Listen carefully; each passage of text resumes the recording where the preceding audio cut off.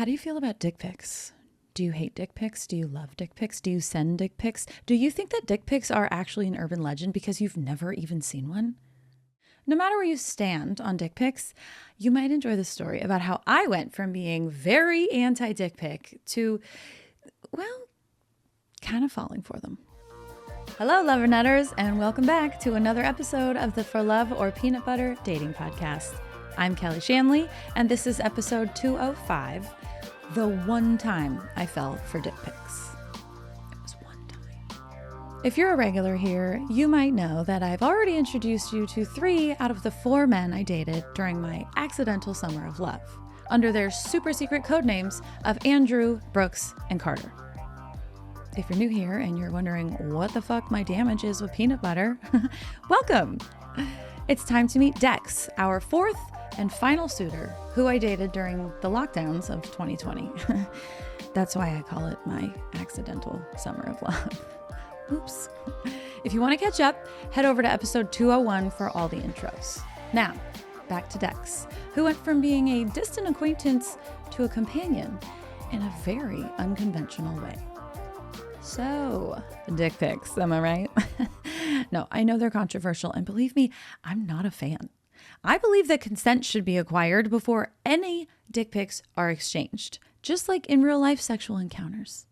Unsolicited dick pics are like a slow-mo replay of a horrific sports injury. Like you physically recoil at the sight of them and then just desperately wish you could unsee them. But you can't. I once received a text from a random 714 number that I didn't know, and it simply said, "Hey, babe." Since I was very much single at the time, I replied, "Who is this?" And what did I get in response? A picture of a dick wearing a sombrero. Ay, Dios mío. And blocked. See that, fellas? He cock-blocked himself. Another time, I had just taken a conversation with a guy from Hinge off the app and given him my phone number. Big deal for me. Not 3 exchanges in, and bam, dick pic. You've been served. Here's my subpenis. Come on, that's pretty good, right? Subpenis. Right. All right, I'm proud of it. Look, dick wordplay aside, dick pics were not the way to my heart or my vagina. Dex and I had known each other for years because he did improv shows with my best friend every Friday night. I went often because they were hilarious, obviously, but also it was a BYOB theater, which made it the perfect place for my broke 20-something ass to park my seat and have a laugh while I drank 2-buck chuck from a water bottle. This is some classy shit here. After the show, the audience and the cast would mingle on stage, kind of like at the end of SNL, except like slightly less glamorous, and without the sensual saxophone melodies of Lenny Pickett. It always put a smile on my face to see Dex, but he was married, so it didn't really matter if I thought he was funny and charming and I liked looking at his biceps and the ripped muscle tee that he would rock when they dressed up as an 80s hair metal band. He was taken, and I respected that. I was content with the friendly rapport that we had established, thanks in part to our long history of Friday night dick pics. Wait, what? You just said that you don't like dick pics, and especially from a married guy? What? Hang on. Let me explain, okay? So, if I wasn't able to make it to their weekly show, Dex would text me to say hi when he met up with my best friend backstage. During one of our exchanges, I told him I had just returned home from yet another bad date. And Dex followed up with, "Would a Friday night dick pic help?" Oh, no, ew, what? Ooh, I instantly recoiled. I didn't want a dick pic from anyone, let alone a married guy, okay? I started panicking internally. I thought he was cool. What is happening? He never made me feel weird before. What did I do? Did I show too much cleavage at the last show? Oh, did he catch me ogling his biceps? I stewed in my personal brew of shame and bewilderment, wondering how the fuck I was going to respond to that text, let alone ever go to one of their shows again. Until Dex sent me another text. I didn't want to open it. I didn't want to. Oh, no. I opened it. And I found a picture of Richard Gere. The short form of Richard is Dick. Oh. Okay. Oh, whew. I see what's happening here. Dex has got dick jokes.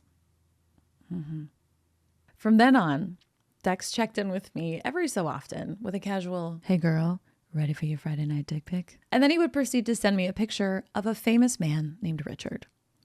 Yeah. There were some unfamiliar dicks like Trickle and Duff, and some very recognizable ones. Butkus, Pryor, Van Dyke. It was a welcome giggle at the end of the week that lasted a couple of years, no joke, all the way through COVID. In 2020, I was back and forth between my studio apartment in West Hollywood and my mom's house up in Lake Tahoe. When they closed all the parks in LA, I was as pathetic as my cat in his carrier, okay? Pacing, whining, quickly becoming too depressed to clean myself. I had to get out. They even closed the beaches for a second, but then they quickly realized that was a mistake and reopened them. Hallelujah. I set my sights on the ocean. Dex posted a lot of stories on Instagram about going surfing locally right here in LA, which for some reason I had never done. I'd only been a handful of times on vacation and as such was a bit of a kook.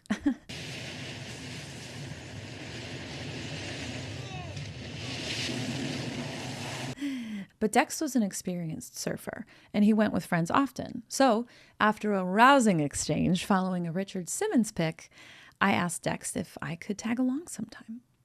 He invited me to join him and some friends on a trip to San Onofre a few days later.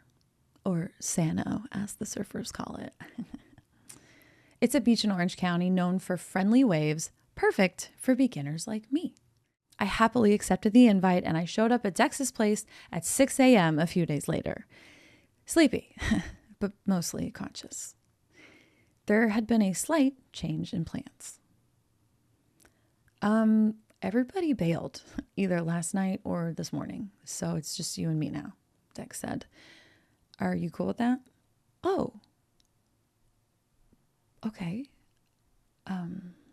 Part of me was a little nervous that it would be awkward to spend that much time with Dex since we had literally never been alone together. But also, I really wanted to get out in those kook-friendly waves. I had shakas to bra. Also, not a morning person, okay? But I got my ass out of bed at 5 a.m. for this, so we're doing it, I said. We loaded up the surfboards and hit the road. It was a 90-minute drive to Sano, so if it was going to be awkward, it was going to be awkward. But it wasn't. We talked easily the whole way about stand-up versus improv, skiing versus snowboarding, hiking, yoga, writing, all kinds of stuff. Dex is a comedy writer, producer, and director who also works as a personal trainer, so we had a lot in common. By the time we got to Sano, we had a laundry list of activities to do together and way too many bits and cheesy jokes going already. I asked him why his wife hadn't joined us to surf, and he mentioned that they had separated. Oh, shit. Should I not be here? Is this weird now? I don't think I feel weird. He doesn't seem weird. We're just friends going surfing, right? Right. It was recent, but a long time coming for him, and he was very open with me. I'm not sharing any details because they're not mine to share, and I'm not a monster, but I did feel much closer to him by the time we got to the beach. To start off the surfing, Dex gave me a crash course on the sand, reminding me of proper form and how to pop up smoothly.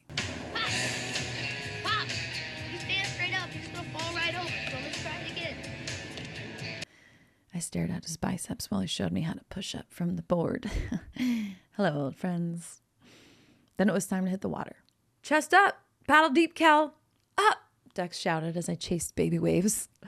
I felt about as graceful paddling as a penguin looks walking. But before I knew it, I was catching waves all by myself.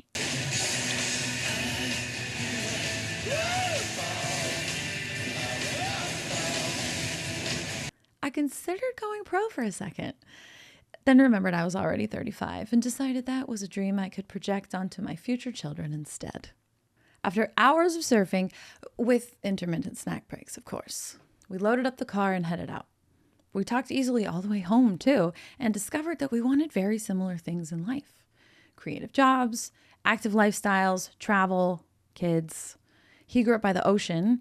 I grew up by a big-ass lake, so we both craved daily interaction with the water. or at least a glimpse of it when we picked up our kids from surf camp. Dex lost both of his parents to cancer before he hit 30. I lost my dad to cancer at 27. It's an unfortunate thing to have in common, but it's also nice when someone understands what you've been through. I got a little emotional talking about it, but I didn't feel weird about crying in front of Dex, even though we were relatively new friends. I didn't full on ugly cry or have snot bubbles, but there were some tears. By the time we got back, we had spent almost 10 hours together. It's not very often you find someone whose company you can endure, let alone enjoy, for 10 hours straight. It freaked me out a little. I didn't want to have feelings for a freshly separated man. So I told myself that I didn't. That works. Right? Keep telling yourself that. We parted ways, planning to surf again soon. I couldn't wait. The Friday night dick pics continued to make me smile, and my feelings for Dex grew pic by pic. So I guess the secret to a good dick pic is not putting your actual dick in it. If you enjoyed this episode, please subscribe, leave us a review, and tell your friends. Okay, seriously, if you thought of someone, like anyone during this episode, friend or foe, dick pic enthusiast or hater, single person who gets it, or married person who doesn't understand your plight, the best thing you can do is share this with them. I mean, obviously it helps me, but I genuinely hope it helps you too, to feel slightly less alone in your chaotic dating journey. Thank you so much for watching and listening, and be sure to tune in to the next episode where we will be moving on to the second dates, starting with Andrew. I'm still Kelly Shanley, and I'll see you next time, Lover Nutters.